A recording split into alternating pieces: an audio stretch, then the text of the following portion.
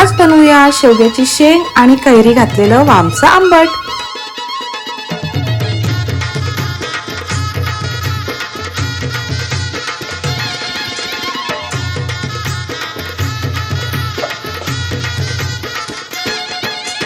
ढोल डोलतय वाऱ्यावर बाई माझी, ढोल डोलतय वाऱ्यावर, ढोल डोलतय वाऱ्यावर बाई माझी, ढोल डोलतय वाऱ्यावर, ढोल डोलतय वाऱ्यावर बाई माझी, ढोल डोलतय वाऱ्यावर, ढोल डोलतय वाऱ्यावर बाई माझी, ढोल डोलतय वाऱ्यावर।